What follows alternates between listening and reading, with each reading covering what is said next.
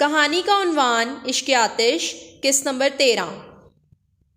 تھکن کے مارے ملیحہ کا برا حال تھا، درد سے بدن ٹوٹ رہا تھا، پھر بھی فجر کی اذان کے ساتھ ہی حسب عادت اس کی آنکھ کھل گئی۔ آنکھ کھلتے ہی اسے سب سے پہلے نور الہدیٰ کا خیال آیا اور وہ جھٹکے سے اٹھ کھڑی ہوئی۔ کھڑے ہوتے ہی کوئی چیز اس کے وجود پر سے پھسلتی ہوئی اس کے پیروں پر گر گئی۔ اس نے اپنے پیروں کی طرف دیکھا۔ یہ کوٹ کس کا تھا اور اس پر کس نے ڈالا ہوگا؟ ملیحہ کو یہ سمجھنے میں ایک سیکنڈ کی بھی دیر نہیں لگی۔ جھک کر کوٹ اٹھا کے بازو پر ڈالتے ہوئے وہ عجیب سے احساس سے دوچار ہوئی تھی۔ وہ کوٹ لیے اپنے کمرے میں آ گئی۔ کوٹ بیڈ پر ڈال کر وہ شاور لینے چلی گئی۔ 10 منٹ بعد ہی وہ گیلے بالوں کے ساتھ کمرے میں آئی۔ بالوں کو تولیے سے سکھا کر اس نے چادر اوڑھی اور جائے نماز بچھا کر قبلہ رو کھڑی ہوئی۔ اس نے نیت باندھ لی۔ نور الہدیٰ بھی سحر خیز تھے، پھر وہ فلائٹ میں نیند پوری کر چکے تھے۔ سورج کے چپ دکھاتے ہی وہ ٹریک سوٹ پہنے لان میں نکل آئے۔ دوڑتے ہوئے لان کے کئی چکر کاٹ کر وہ ایک جگہ رکے۔ بار بار جھک کر اپنے پنجوں کو چھوتے وہ ایک بار اٹھے اور پھر جھکنا بھول گئے۔ وہ اپسرا نہیں تھی مگر اپسرا لگ رہی تھی۔ سفید کپڑوں میں اہتمام سے دوپٹہ شانوں پر پھیلائے ہوئے اس کے لمبے نم بال ہوا سے لہراتے بار بار اس کے چہرے پر آ رہے تھے، مگر وہ بے نیاز سی بنی جھولے پر بیٹھی تھی جو اس کے گداز پیروں کے دھکے سے آہستہ آہستہ آگے پیچھے جھول رہا تھا۔ وہ سر اٹھائے بڑی محویت سے آسمان کو دیکھ رہی تھی کہ تبھی سورج کا راستہ روکے بادل ایک دم سے کھسکا اور اس کا وجود کرنوں کی زد میں آ گیا۔ وہ ہنس پڑی اور ہنستے ہوئے اس نے یوں ہی اپنا سر جھکایا تو نظر ٹریک سوٹ پہنے بت کی طرح ساکت کھڑے شخص پر پڑی۔ وہ جھجک گئی۔ وہ اس وقت نور الہدیٰ کی وہاں موجودگی کی توقع نہیں کر رہی تھی۔ اس نے اپنے آپ ہی سوچ لیا تھا کہ رات گئے آنے والا دن چڑھے تک تھکن اتارتا رہے گا۔ وہ اٹھی اور گھوم کر کمرے میں چلی گئی۔ Moonlight and sunlight, amazing, وہ آہستہ سے بڑبڑائے۔ وہ بال سمیٹ کر کچن میں آ گئی۔ فٹافٹ اورنج جوس نکال کر اس نے جگ میں ڈالا اور جگ گلاس سمیت ٹرے میں رکھ کے بہادر کو تھما کر لان میں بھیجا۔ پھر اپنے ناشتے کی ٹرے تیار کر کے وہ کچن سے نکلنے والی تھی کہ نور الہدیٰ جوس کا گلاس ہاتھ میں لیے کچن کے دروازے سے اندر آ گئے۔ ہیلو ملیحہ، اسے دیکھ کر اپنا ہاتھ آگے بڑھاتے ہوئے وہ بولے تو ملیحہ نروس ہو گئی کہ ان سے ہاتھ ملائے یا نہیں۔ اسی گھبراہٹ میں وہ ان کے ہیلو کا جواب نہیں دے سکی تو وہ غیر ارادی طور پر اپنا ہاتھ نیچے کر کے اس کی طرف جھک کے بولے، ایم آئی رانگ؟ اس بار وہ اعتماد سے مسکرائے، ناٹ انڈیڈ۔ پھر ان کے ہاتھ میں پکڑے آدھے خالی گلاس کو دیکھ کر بولی، اور چاہیے؟ نو تھینکس۔ ملیحہ سمجھ نہیں پا رہی تھی کہ ان سے کس انداز میں بات کرے، اس لیے بات کرنے سے بچنے کی خاطر وہ ٹرے اٹھائے ان کے برابر سے گزر کر آگے بڑھ گئی، مگر اگلے ہی قدم پر اسے رک جانا پڑا۔ میں 15 منٹ میں نہا کر آتا ہوں، تب تک آپ میرا ناشتہ تیار کر لیں۔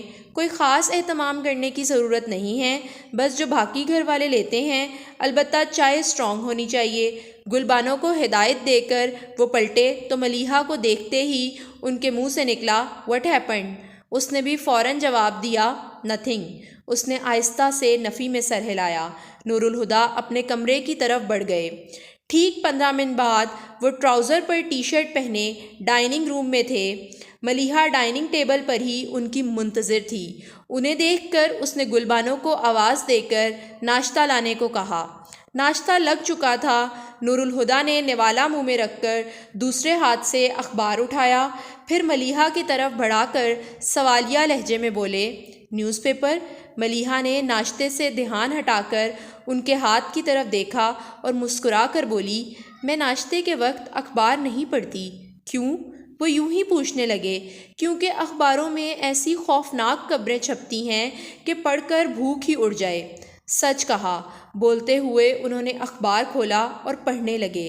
ناشتہ ختم ہونے تک وہ اخبار بھی ختم کر چکے تھے۔ نیپکن سے ہاتھ صاف کر کے انہوں نے اخبار کو طے کر کے رکھا اور اپنے لیے چائے نکالتے ہوئے اس سے بولے، چائے لوگی؟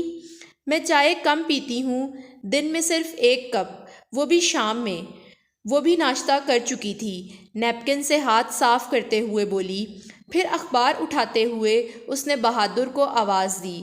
بہادر کو بھی جیسے پتہ تھا کہ آواز کیوں دی گئی ہو۔ وہ دوسرے ہی لمحے جوس کا گلاس لیے آ پہنچا۔ تم لوگوں نے ناشتہ کر لیا؟ گلاس اس کے ہاتھ سے لے کر اس نے پوچھا۔ جی بی بی صاحب، اس نے اسبات میں جواب دیا۔ ٹھیک ہے، تم جاؤ۔ نور الہدیٰ نے چائے پی کر خالی کپ ٹیبل پر رکھتے ہوئے اس سے کہا، فارغ ہو کر میرے روم میں آ جانا۔ وہ سمجھ گئی سامان سیٹ کروانا چاہ رہے ہیں اور ہاں میں سر ہلا دیا۔ پھر بعد نوک کر کے ان کے کمرے میں آئی تو سارے بریف کیس کھلے ہوئے تھے۔ ایک بڑا اٹیچی کیس تو بیڈ پر ہی کھلا رکھا تھا اور خود نور الہدیٰ ہاتھ میں ہینگر لگے کپڑے پکڑ کر وارڈروب کا دروازہ کھول کر اس کے سامنے کھڑے تھے۔ ملیحہ آ جاؤ، انہوں نے پلٹ کر اس سے کہا، پھر وارڈروب میں دیکھتے ہوئے بولے، یہ سب کس نے خریدا ہے؟ میں نے۔ بابا جان کا حکم تھا کہ کمرے کے ساتھ آپ کا وارڈروب بھی سیٹ کر دوں۔ میں نے تو ان سے بہت کہا کہ کیا پتہ آپ کو میری پسند اچھی بھی لگے یا نہیں، مگر وہ بات ادھوری چھوڑ کر یوں ہی چپ ہو گئی۔ وہ اس کی طرف دیکھ کر مسکرائے۔ تمہاری پسند اتنی اچھی ہے کہ بری لگ ہی نہیں سکتی، مگر ایک پرابلم ہے۔ کیا؟ اس نے پوچھا۔ انہیں کہاں رکھوں؟ انہوں نے کپڑوں سے بھرے سوٹ کیس کی طرف اشارہ کیا۔ لائیں میں رکھ دیتی ہوں۔ اس نے بڑھ کر ان کے ہاتھ سے کپڑے لے کر بیڈ پر رکھے اور وارڈروب میں جگہ بنانے لگی۔ پھر سوٹ کیس سے کپڑے نکال کر وارڈروب میں لٹکانے لگی۔ اسے مصروف دیکھ کر نور الہدیٰ سائڈ میں ہو گئے۔ ڈریسنگ ٹیبل پر سے سگریٹ کا پیکٹ اٹھا کر ایک سگریٹ نکالا۔ پھر لائٹر سے سگریٹ جلاتے وہ سوٹ کیس میں سے اپنے ڈاکومنٹس والا بیگ نکالنے لگے۔ تمباکو کی بو محسوس کر کے ملیحہ نے وارڈروب میں سے سر نکال کر دیکھا اور ان کے ہونٹوں میں دبا سگریٹ دیکھ کر بولی، سگریٹ پیتا آدمی ہو یا دھواں چھوڑتا ریل کا انجن، دونوں دکھنے میں ایک سے لگتے ہیں۔ نور الہدیٰ نے چونک کر سٹ اٹھاتے ہوئے اسے دیکھا تو کہنے لگی، میں آپ کو سگریٹ پینے سے منع نہیں کرتی، مگر میرے سامنے سگریٹ پینے کی کوئی ضرورت نہیں ہے، مجھے بالکل پسند نہیں، سگریٹ بجھا دیں۔ اچانک ہی اسی لمحے میں جو استحقاق آیا تھا اسے خود بھی اس کا احساس نہیں ہوا تھا، لیکن نور الہدیٰ نے نہ صرف محسوس کیا تھا بلکہ انہیں اچھا بھی لگا تھا۔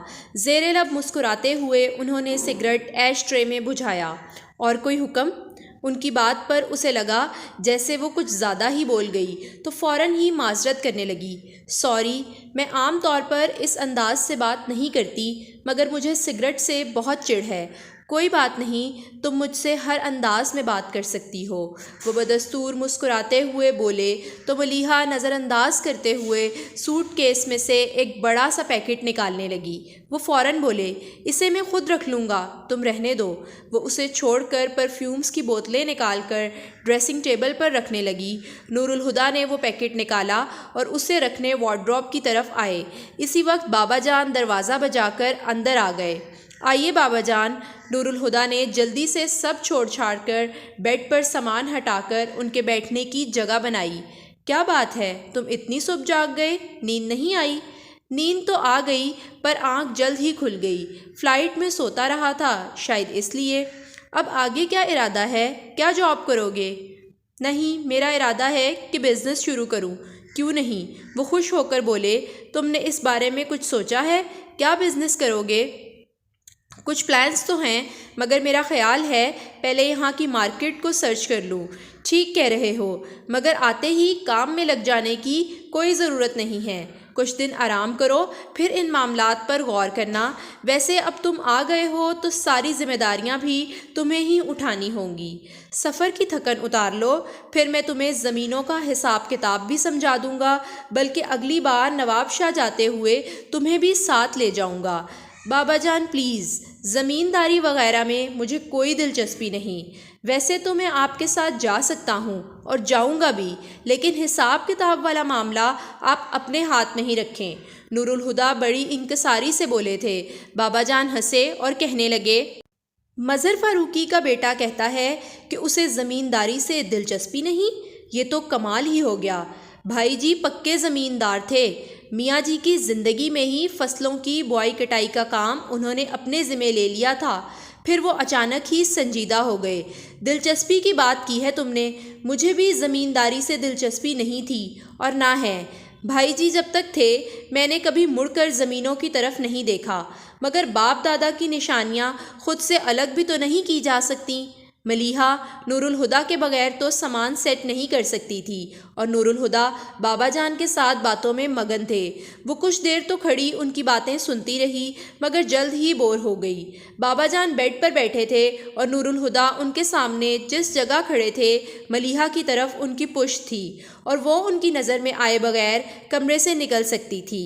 اس نے ہاتھ میں پکڑی چیزیں آہستگی سے ڈریسنگ ٹیبل پر رکھیں اور نامحسوس انداز میں دروازے کی طرف بڑھ گئی۔ باہر جانے کے لیے وہ جیسے ہی نور الہدیٰ کے پیچھے سے گزری، بالکل اچانک ہی انہوں نے پلٹ کر اس کی نازک کلائی اپنی گرفت میں لے لی۔ کہاں جا رہی ہو؟ وہ گڑبڑائی، پھر سنبھل کر بولی، اپنے کمرے میں۔ کوئی کام ہے یا آرام کرنا چاہتی ہو؟ دونوں میں سے کوئی بات نہیں ہے۔ تو کہیں جانے کی ضرورت نہیں ہے، بیٹھ جاؤ۔ ان کے لہجے میں اپنے آپ استحقاق آ گیا تھا، اور پھر فوراً ہی اپنی بات کہہ کر وہ ملیحہ کا ہاتھ چھوڑتے بابا جان کی طرف مڑ گئے تھے، جیسے جانتے تھے کہ ملیحہ ہر حال میں ان کے حکم کی تعمیل کرے گی۔ ملیحہ نے بھی ان کا حق جتانا محسوس کیا تھا، مگر اسے بالکل بھی برا نہیں لگا اور پاس ہی رکھے صوفے پر بیٹھ گئی۔ نور الہدیٰ اور بابا جان ایک بار پھر اپنی باتوں میں لگ گئے تھے، اور وہ پھر سے بور ہونے لگی تھی، مگر اس نے دوبارہ باہر جانے کی کوشش نہیں کی، کیونکہ وہ جان گئی تھی کہ وہاں ایک ایسا شخص تھا جو اسے پوری جان سے محسوس کر رہا تھا۔